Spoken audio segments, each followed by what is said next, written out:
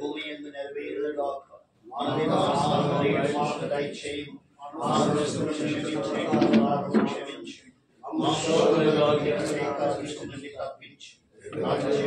యేసునాథుని మేలులు తలచి, యేసునాథుని మేలులు తలచి, స్తోత్రం చెల్లింతుము, స్తుతిస్తూ.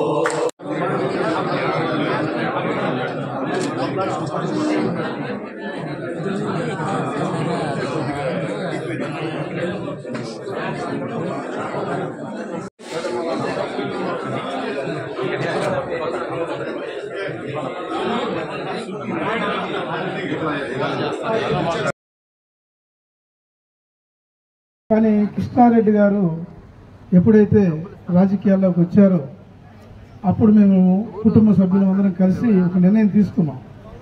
బతికినంత కాలం, జీవించినంత కాలం కృష్ణారెడ్డి గారిని సపోర్ట్ చేస్తూనే ఉండాలి, ప్రొటెక్ట్ చేస్తూనే ఉండాలి.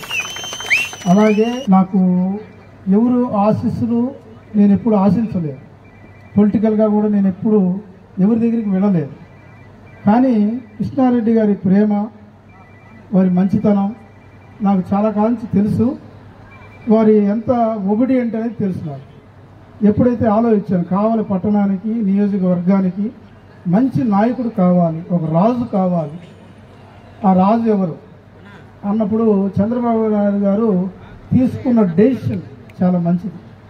కృష్ణారెడ్డి గారిని ఎమ్మెల్యేగా డిసైడ్ చేయడం అనేది నేనైతే చాలా సంతోషపడ్డాం, చాలా ప్రేయర్ఫుల్గా మేము ఉన్నాం. కానీ కావ్య కృష్ణారెడ్డి గారికి జనసేన పార్టీ తరపున, కావలి నియోజకవర్గం తరపున, ప్రతి ఒక్కరి తరపున నేను వారికి ఈరోజు నామినేషన్ వేయబోతున్న సందర్భంగా వారికి మా శుభాకాంక్షలు తెలియజేసుకుంటాము. అదేవిధంగా ఈ స్టేజిని అలంకరించిన అభివృద్ధి కావాల్సిన అవసరం ఎంతైనా ఉంది.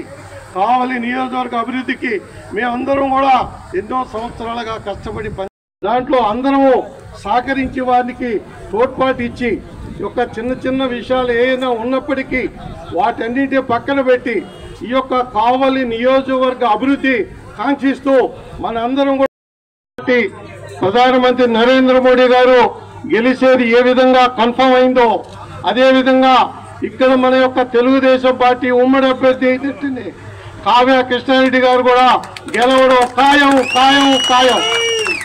ఎన్నో రోజులుగా ఈ యొక్క నియోజకవర్గాన్ని గమనించి వదిలిపెట్టారా? ఎక్కడైనా సరే నేను తుమ్మలపేటకి రాత్రి వస్తా ఉన్నా, అక్కడి నుంచి 5 కిలోమీటర్లు వచ్చేదానికి గంట పట్టింది.